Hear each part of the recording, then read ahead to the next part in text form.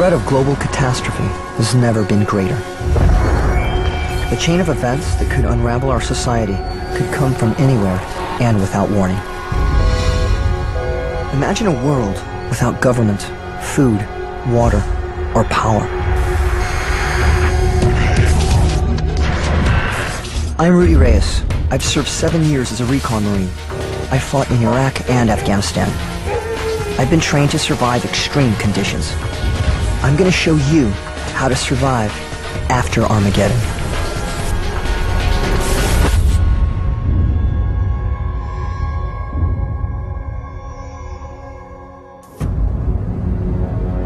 Tragic events like Katrina and 9/11 show us that all the things we take for granted can be destroyed with terrifying speed.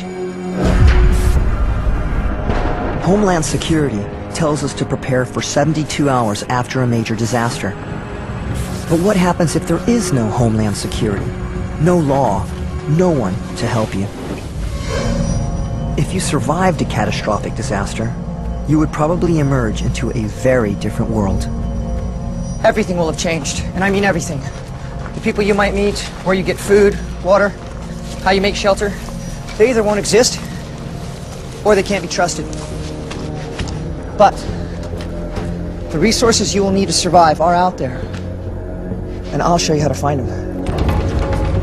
The first place I'm going to head to is the nearest city. Even after a major disaster, survival basics can be found there in the most surprising places. Our mission is to locate them. When you're in the open, move quickly. If there are other survivors, they could be a threat. Keep off the main highways and stick to less traveled routes, like rail lines. When society breaks down, people will be desperate, they'll be hungry, they'll be disoriented. If they see you, they'll want to fight you for what you got. So you've got to blend, you've got to hide, deceive, camouflage your movements, in and out of the city. So if you do run into somebody, you run into them on your terms. After a major disaster, traveling will be much tougher and potentially dangerous. Freeways could be jammed with abandoned cars, trains and airports inoperable, rivers contaminated, and bridges and tunnels blocked. If civilization breaks down and martial law is put into place, bridges will be raised or blocked to limit people's movement. We can't swim the river. Treatment plants, sewage plants, they're going to be shut down. There could be all kinds of caustic chemicals and poisons in there. Not a good idea. So you've got to figure another way around. Try not to let obstacles like this stop you. There's always a way to overcome them. I know it looks crazy, but with proper procedure, it can be done. Using an old tire iron I found, I'm going to improvise a grappling hook. With the rope I've got in my pack, I'm going to make a simple ladder to climb up onto the other side. All right, we're going to have to make some handholds and some footholds. It's a butterfly knot. The butterfly knots will act as a rope ladder and let me climb up once I've swung out. Great handhold, great foothold, equal tension, both up and down, very secure. This tire iron will make an ideal grappling hook. Twist. Tire irons and crowbars like this will be easy to find, and they have 1,000 uses. They easily earn their weight in my pack. All right, here we go. All right, you're looking for a really good anchor point. This looks like a great anchor point, not too far away. We're going to try to get it in there, give it a tug. If we've got some positive purchase with this grappling hook, we're good to go.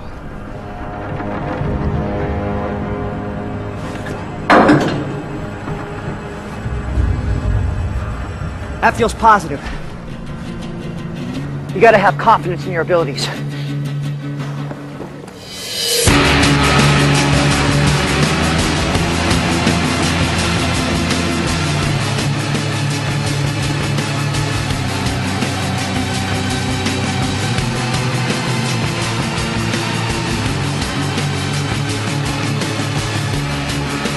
The rope would be too thin to climb without butterfly knot handholds. Keep focused where your hands and feet are placed and think about your next move.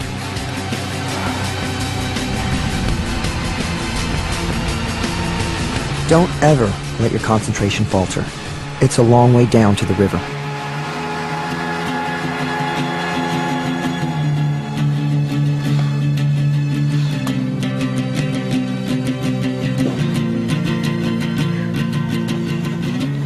We're really exposed up here. You need to make your way off of this danger area as as fast as you can. Night's coming in fast. You need to make shelter.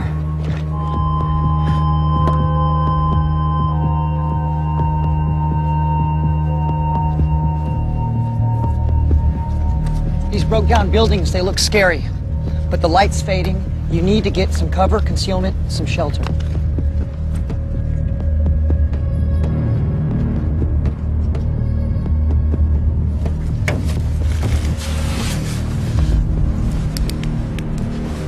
This flashlight with fresh batteries, it's going to save your life. Keeping it going, however, that's going to be a challenge.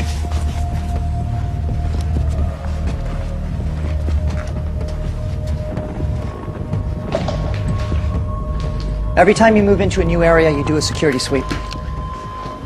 You don't know who's been here, you don't know who still may be here. You carry your flashlight just like so you can use it as a weapon if somebody does pop out around a corner with a bad attitude.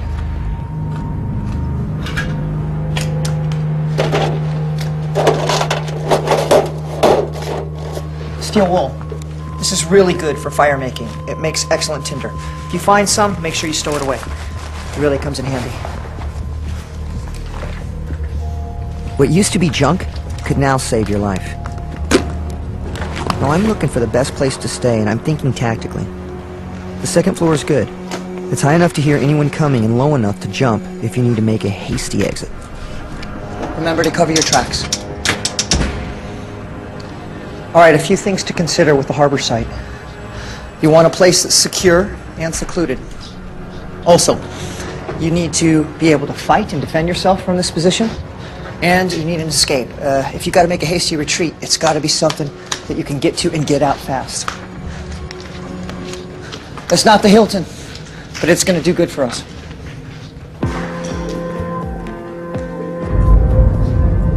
Now it's time to build a fire, and I'm going to use the steel wool I found to start it.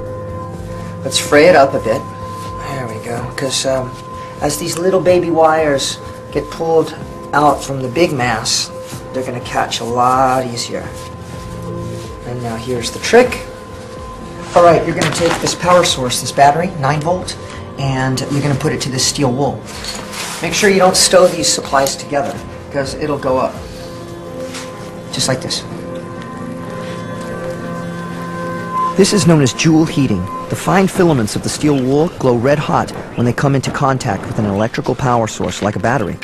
Great for starting fires. Get some kindling. Now she's starting to go. All right, so I'm covering up my light so that from the outside, people are not going to be able to see. The final stage is to cover the top of the fire with damp cardboard, which should soak up most of the smoke. There we go. From a couple paces away, people are not going to see the glow of a fire. And this is something that you're going to build up so you can keep yourself hidden and you can keep yourself safe.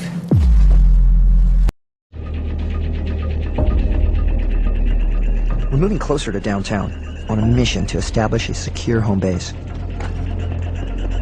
Going across open ground could be dangerous, but there's a subterranean route. There's a highway running right into the city underneath our feet. It's called the sewer system. The manhole covers can weigh upwards of 100 pounds, but there's a simple method for lifting them. You'll need a bit of cordage like this old shoelace and a short piece of metal thin enough to fit through the pick hole. All right, this is a simple prusik. See the bite? This part that goes over and locks the rope down. It's also really easy to take off once we get this manhole off. You'll need some extra leverage. Like I said, these things are pretty heavy.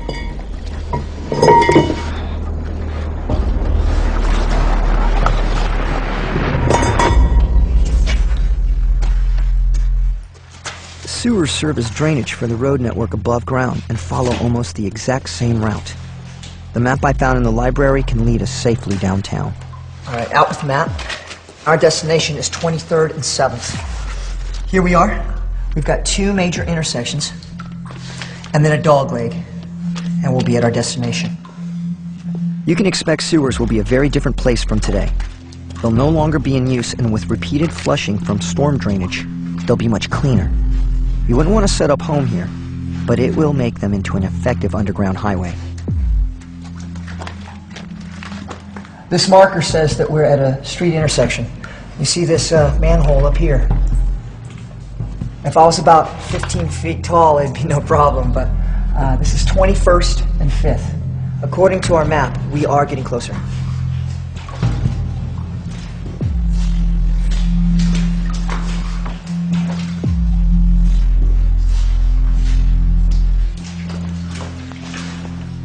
"23rd and 7th. We're here." After 9/11, many cities adopted new security measures. To block potential terrorist attacks, manhole covers were tagged so any attempts to tamper with them could be monitored. Some were even welded shut. I don't see any markings. I'm gonna give this one a shot.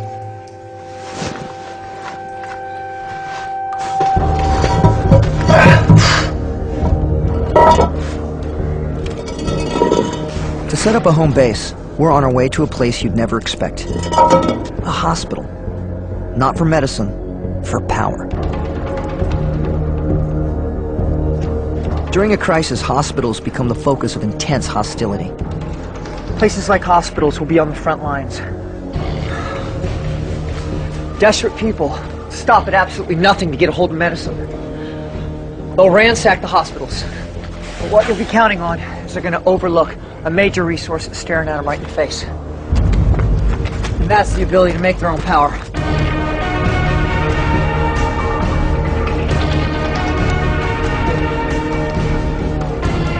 Every hospital has a backup generator designed to work even when the entire power grid fails. Getting it started could be the key to survival. And that's what you're going to do.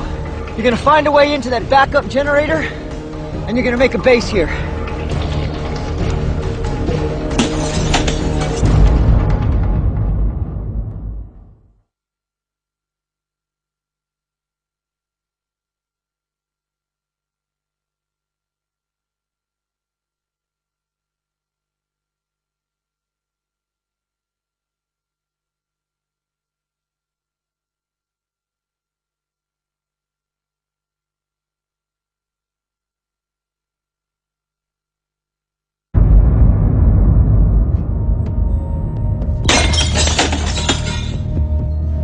I'm in an abandoned hospital looking for a survival secret, and it's not medicine. That will all be gone.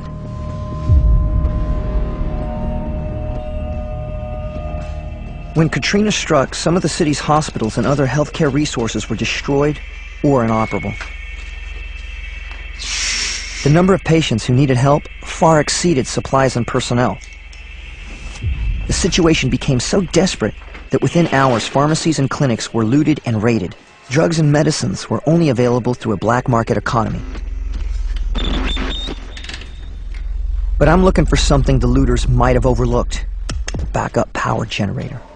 Before you get power, you don't want to light this place up like a Christmas tree. Switch all the fuses off. Lights in a building would be like a beacon in a pitch-black city, which could attract unwanted attention. Now let's get down to the generator. When the city's power grid fails, hospitals are one of the few places with backup emergency generators. It will automatically kick in using its own independent fuel supply. But with no one around to refuel it, the backup tank will eventually run dry. But that doesn't mean you can't get it started again. The backup generator looks in good shape. Doesn't look like anyone's been tampering with it. All right, you see here, selector switch is on auto. That means when there's a power outage and the grid goes down, this generator kicks back on and takes up the slack. So if you can get some fuel and get it fired up, you can start making electricity and building a base. Finding fuel won't be easy, but it's there if you know where to look, like in underground tanks at gas stations. Most generators run on diesel, which makes things easier. Unleaded. When you're looking for fuel, diesel is going to be your best bet. This is it. In America, about 5% of the cars are diesel, so all the gasoline's going to be gone, but you can have a good chance of finding a little bit of diesel fuel. With no power on at the pumps, extracting fuel could be tricky. I'm going to try using the bike pump I found. When you attach your hose, make sure that your attachment points are taped well. You got to have a good seal on this. So, putting all this together, it basically turns into a huge syringe.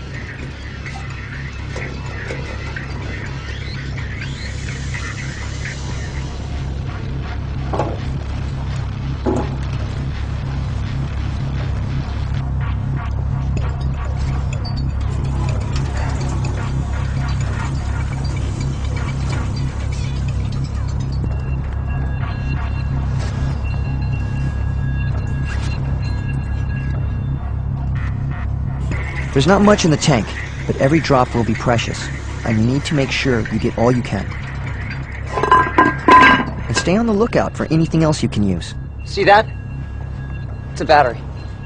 Car batteries can hold their charge for 12 to 18 months, but the beauty is they're rechargeable. If we can get this battery recharged, it'll be a force multiplier.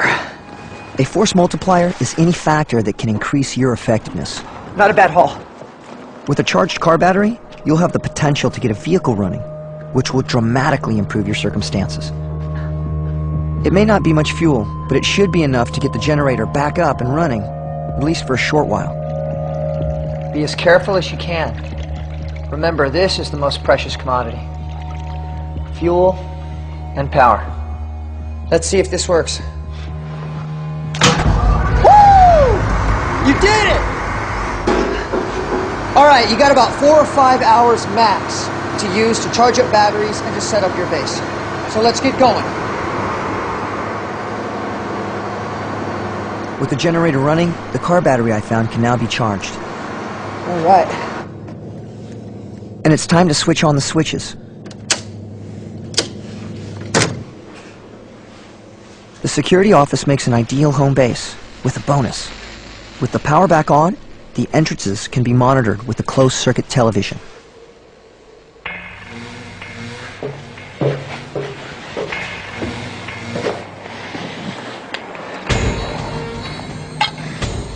Now that we're safe, it's time to think again about food and water. Rain catchment on the roof is a great source of fresh water. Your water's sterilized from boiling. And I know you gotta be hungry. Potluck's on the menu.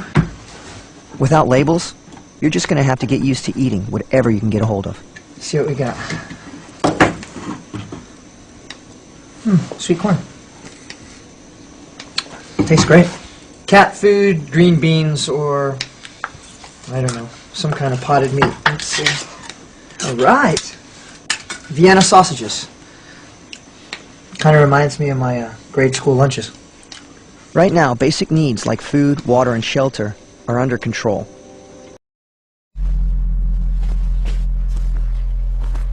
Always assume you're under observation. Try not to retrace your steps or use the same entrance you came in.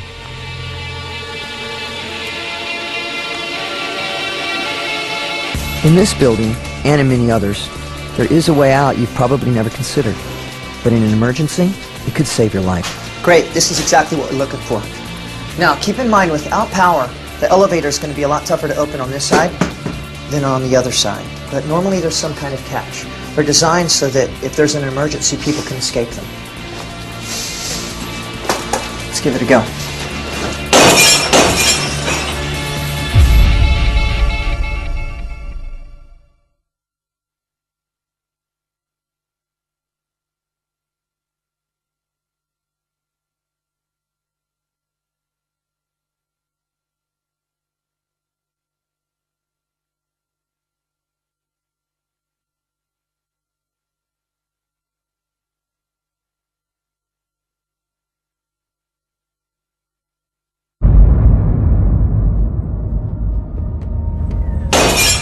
I'm leaving the outskirts and moving towards the city center with one main goal: finding a place that could become my new base.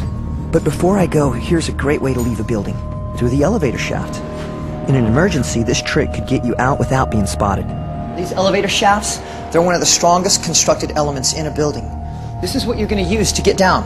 This makes a very stealthy way in or out of a building. Let's do this. This looks crazy, but the technique to get down is easier than you think. There's a gap of about a foot. Just reach out with both hands and commit.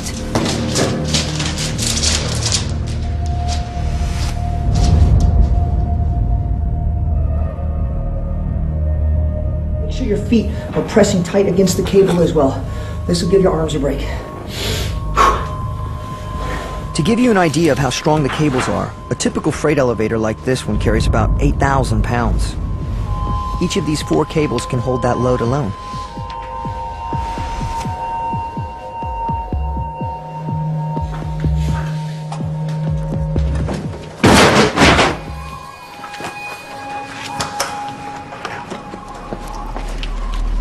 I'm moving towards downtown. That should give us the best chance to find a more secure base. But since this city has a residential district along the way, I want to check it out.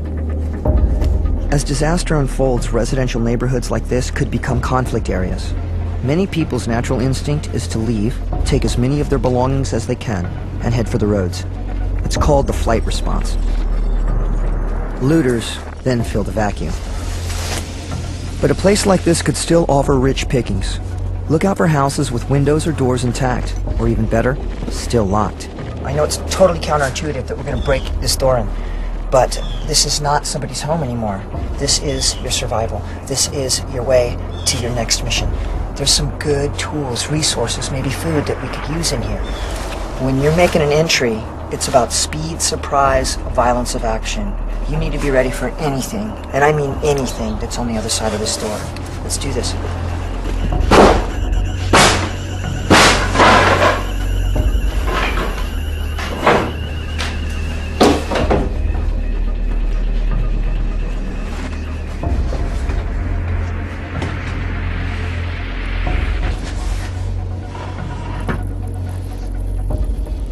You see this? Forced entry.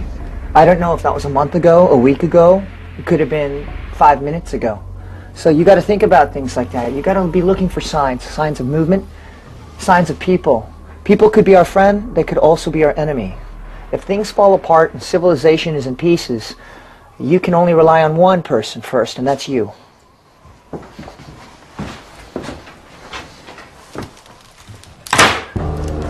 Basements are a great place to scavenge because that's where many families store their emergency supplies. Smells damp in here. See all kinds of water damage, wood's rotten.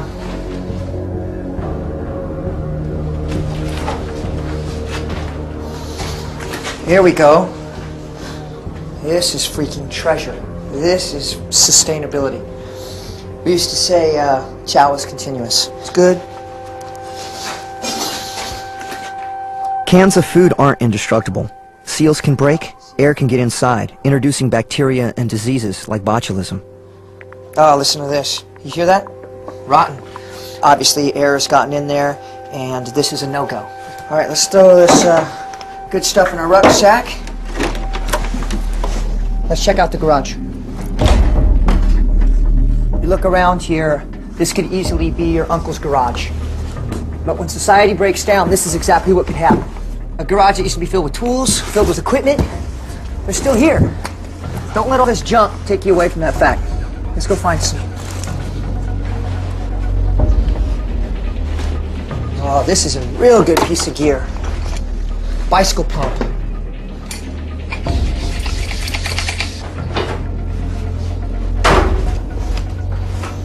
Sterno. This can be fuel. This could be fire starting material. This has a lot of different uses. The seal's good. It's busted up, but we still got some good stuff inside of there. So this is going with us for sure.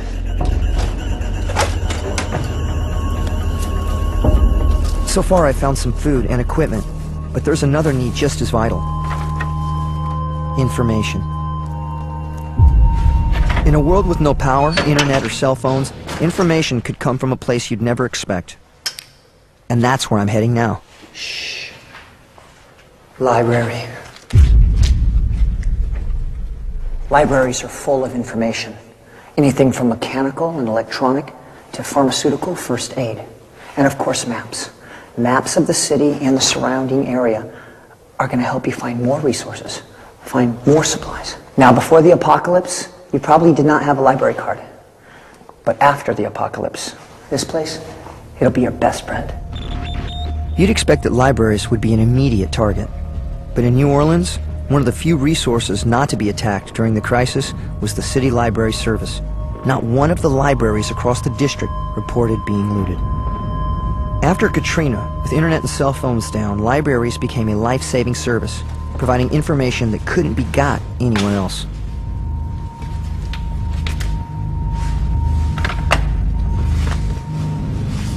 To use them, think back to grade school when you probably learned the Dewey Decimal System. 912, Mike 32. That's how books are cataloged, placed in a specific repeatable order that makes them easy to find.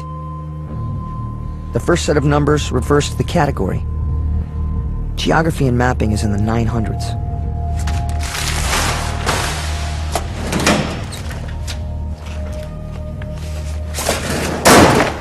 This is what we're looking for. After there's a global disaster, how you think about movement, how you think about getting around from point A to point B completely changes. You start considering stealth, sneaky, surreptitious. This is a sewer map. And this could save your life. Thing that isn't. Imagine yourself in this world. Just the weight of the loneliness. I think that'll be crushing. When I was going through my POW school, I was on the run for a week. It was so hard, not just because I didn't have any food or any shelter, but because I was alone.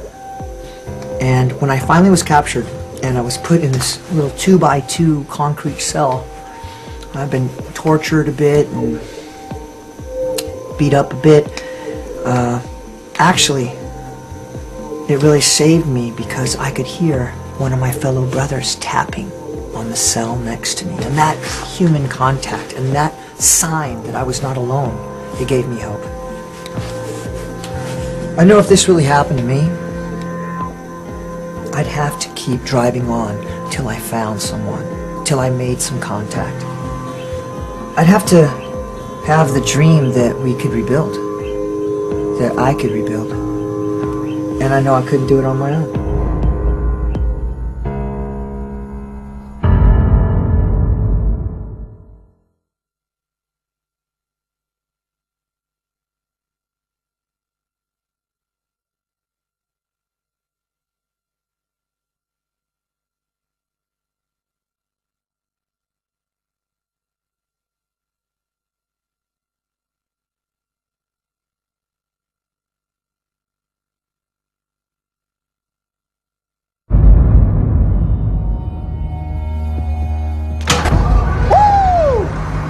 We're in a secure base in an empty hospital near city center.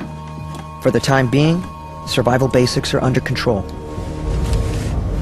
You've got power for your generator, plenty of fuel, electricity. You've got water, you've got food. But there's more to it than that. Without making contact with others, survival is pointless. I'd tell you what I'd want to do. I'd want to make contact by building a radio transmitter. I'd get to some high ground, make an antenna, and then I'd broadcast a signal. So we gotta think outside the box. That means remembering what might have survived. Shortwave radio. That's going to be your best way of communicating after all else is gone. And there are places to find transmitters you wouldn't expect. Checkered cab. That's right, a taxi company. A taxi dispatch center could have just what we need.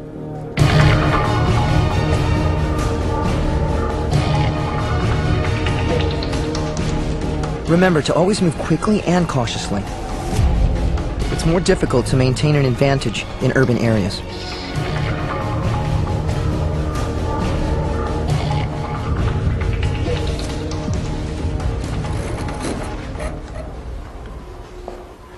Bingo.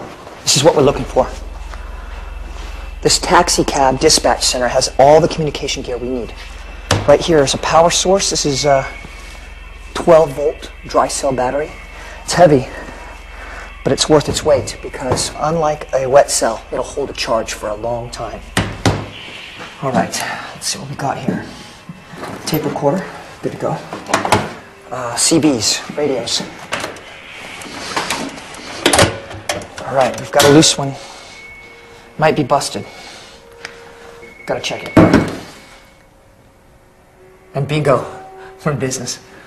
All right. Handset, transmitter, power source, tape recorder. This will come in handy. It's a step down. Probably came from a coffee maker. Here we go, here we go. This is a whip antenna. Got a nice magnet base. Coax looks good. If we want to transmit, this is essential.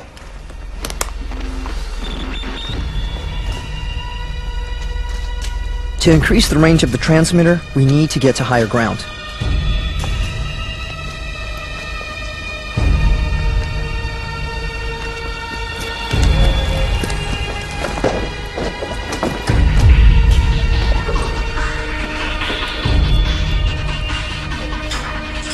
Rooftops and fire escapes allow you to cross a city undetected, and if you encounter threatening groups, you'll have the upper hand and the means of escape at your control.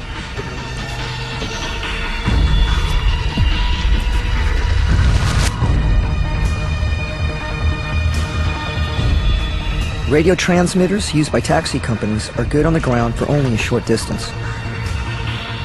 Getting to a higher, unobstructed point in the city will increase the distance by line of sight. The horizon from a 300-foot building will be about 25 miles.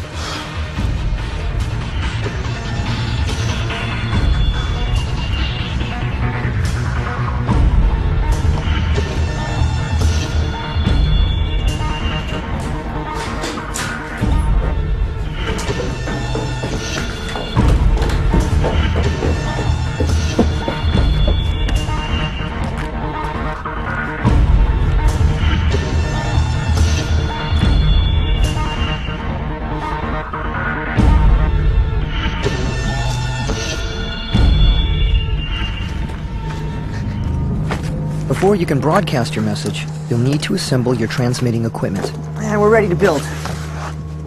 All right, this is our CB transmitter. We're going to attach it to our main power source. It's 12-volt dry cell batteries. Tape it up, keep it neat, and this bad bear will last you. Let's fire this baby up. You should select Channel 9. This is the channel monitored by the emergency services. If anyone will be listening, this is the channel that is most likely to be scanned. All right, Channel 9. If you look around from way up here, this has got to be the tallest building in this city. We'll be able to shoot our message all the way to the horizon. That's about 26 miles out in any direction. 26 miles may not sound much, but the area you can cover with your transmission is over 2,000 square miles. With the aerial connected, we're ready to transmit. All right, make sure everything's nice and tight. Now, you have to record a message. This tape dictaphone is going to be ideal.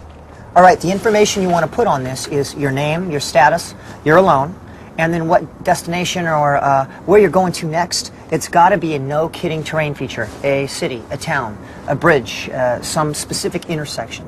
Now, make sure that you get there a day prior, 24 hours, because you want to get there, settle into a hide site, observe the area, because if some people show up there, but they look shady, you don't want to meet with them. That'll give you a chance to stay away and eventually make your way on out of there. Any station, any station. This is Rudy Reyes. I'm alone and I'm on the move. You must not give up or think that your message won't be heard. I'll be there in 5 There is a story of hope amongst all the tragedy of Hurricane Katrina. Even after the communications breakdown, with no cellular connections or internet, with satellite TV down, a small army of amateur radio enthusiasts came to the assistance of thousands of stranded victims. They were operating on the citizen band shortwave frequency. They were even able to assist the authorities with their rescue efforts. Any station, any station. This is Rudy Reyes. I'm alone and I'm on the move. With your message on loop, it's time to make your rendezvous. I hope to see you there. And for that, you're going to need a vehicle.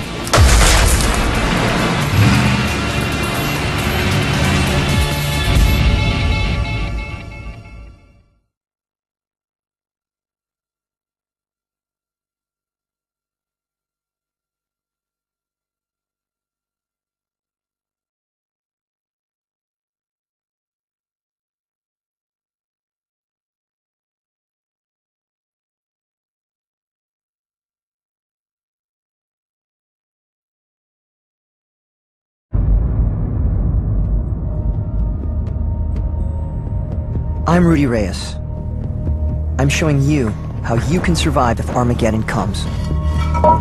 We've made a rudimentary transmitter and left a message trying to reach other potential survivors. This is Rudy Reyes. Back at my base at the hospital, I can use the battery I've charged to get a car going. But if you want to keep it going, you're going to need a specific kind of car. This new car, it's useless to you. With modern electronics, alarm systems, immobilization devices, we can't get it going. This one, no good. No good. No. Wait.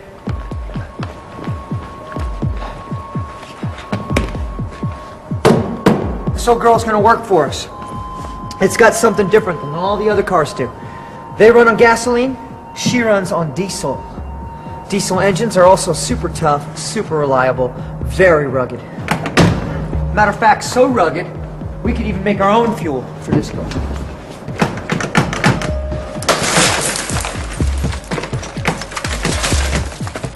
You got the battery in.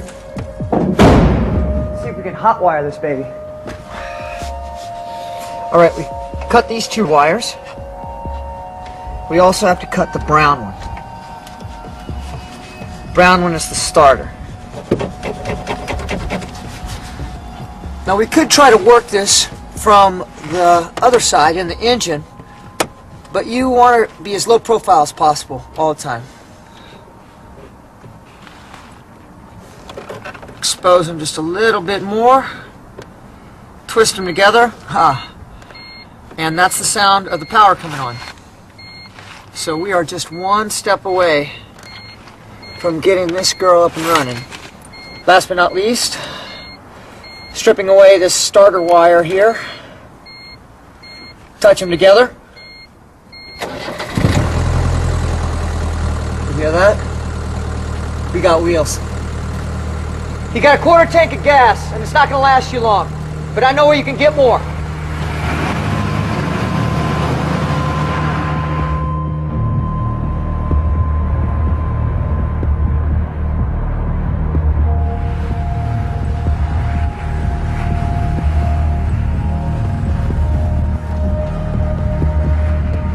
You've got your girl running, but now you got to keep her running. You have no gas stations you can go to, so you're going to have to look for your own fuel or make your own fuel. I'm on the lookout right now for some restaurants, a fast food joint, something like that, that's got, you know, a grease trap. Basically a grease trap. From that grease trap, we can refine that down to some really field expedient fuel to keep your vehicle running.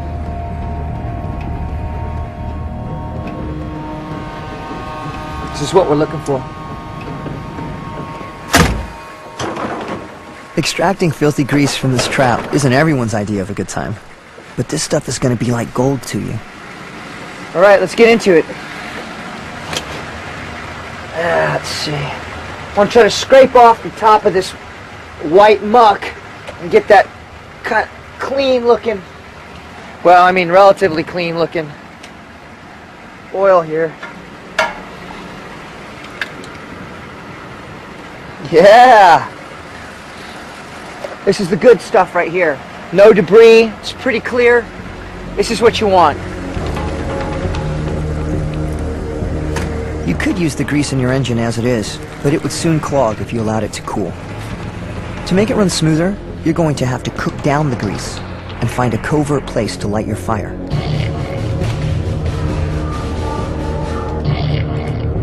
The grease needs heating to thin it out. Once it's hot enough, skim off any solid material on the surface. To finish the process, you're going to need 2 chemicals that you can scavenge easily. They're found in drain cleaners you'd have under your sink and in your vehicle's antifreeze. We've got our methanol, and we've got our lye. The methanol in antifreeze that you put in your gas tank, and then the lye you get in your basic household drain cleaner. Now, the ratios to this mixture for your field expedient biodiesel are 5 parts raw cooking fat, vegetable cooking fat, 1 part methanol. On this 1 part of methanol, you're going to take half a tablespoon in the methanol, shake it up real good. If you were in a laboratory condition, then we'd have centrifuge or something like that so that the mixture would be perfect, all impurities would be out. Same thing with the raw material up here, but we don't have the luxury of time or equipment. What's most important is that we create fuel. Fuel is so valuable to us. Vehicles, they're going to get mucked up with this this concoction, but they're going to run. They may run 50 miles, they may run 100 miles, 200 miles. But the fuel is more important than the vehicle. We can find these anywhere. Down the hatch. All right, half a tablespoon coming up. Like baking a cake, you just kind of guesstimate with a little bit of love. Looks good to me.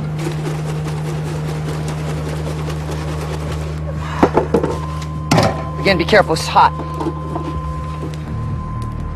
The methanol acts as a stabilizer, and the lye binds both the cooking oil and the methanol together.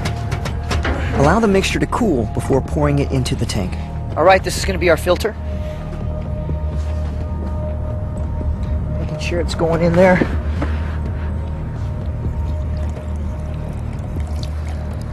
About the most precious thing we have out here. We've got a full tank of gas. We're good for 100 miles, at least.